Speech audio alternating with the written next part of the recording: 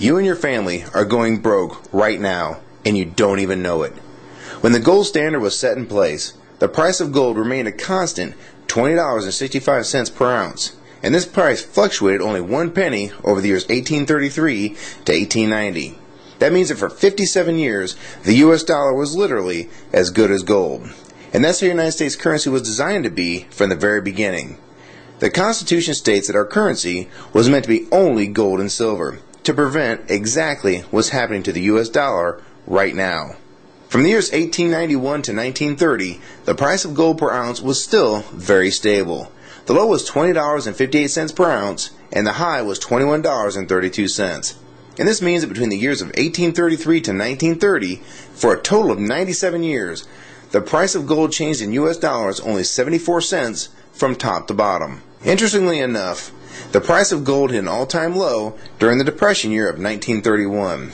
And many people believe this is done on purpose by the newly formed Federal Reserve to really twist the knife in the economy of the day, by reducing the total amount of money in circulation and thus making even the smallest amount of money very tough to come by. There is a common mistake by some people to think that the Great Depression is why the Federal Reserve was created.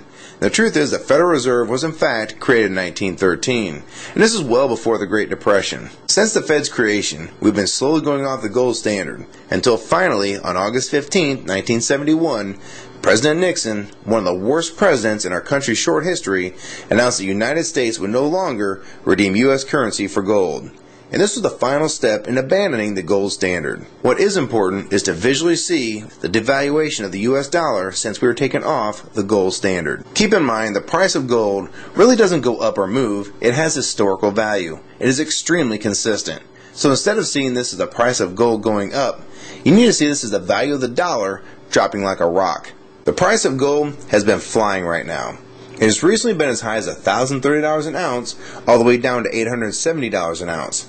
And what I find most interesting is if you want to buy a brand new Corvette convertible in 2008, it would cost roughly $55,000. So in gold, that'd be roughly 60 ounces of gold at the spot price of $930 per ounce. So at the time when gold was $930, you could basically take 60 1-ounce gold coins, cash them in, and buy that very same car.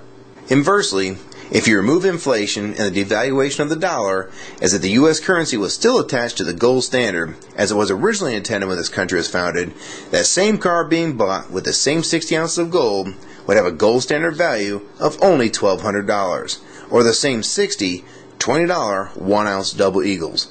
So if that car price today is $55,000 and the gold standard value is $1,200, this means that we're sitting on roughly $53,800 inflation over the last 100 years for a $1,200 item. This brings the original dollar value to roughly 2 cents of today's money. I'm sure this is pretty tough to imagine, and some people can't handle this concept and will try and blow it off as incorrect. The fact is, this is what's really going on with our currency. Don't believe me? Try this one. Back in 1964 and earlier, a quarter would buy you roughly a gallon of gas. This is because the quarters made in 1964 and earlier were made of 90% silver and 10% copper. So the spot price of silver being $17.20 an ounce, this makes that quarter's actual value $3.11. So you can see that same 1964 quarter will still buy you roughly a gallon of gas today. And in case you're wondering, it takes about 5.5 silver quarters to make up a full ounce of silver. This is a fact. The price of gold may fluctuate with the value of the dollar. But this doesn't change the fact that precious metals such as gold and silver have maintained their value throughout time. And the only thing that changes is the value of the currencies that are not tied to gold and silver. This is what the Founding Fathers warned us about and tried to prevent from happening with the Constitution. What people need to understand is that the excess printing of the United States currency is just another tax on the American people. It takes the value of the dollars that they have and makes them worth less in the long run.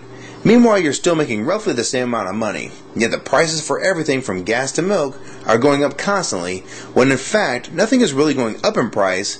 It's the dollar's actual value that's been dropping and not prices going up. I can't emphasize this enough. If you like this video and find it helpful, please rate it and share your comments on the subject, favorite it, and most importantly, please share this video with everyone you know. I can't tell you how important this is.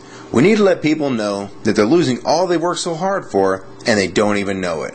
And only with your support and help can videos like this be seen by people that really need to see what's going on with their money and the economy of the United States.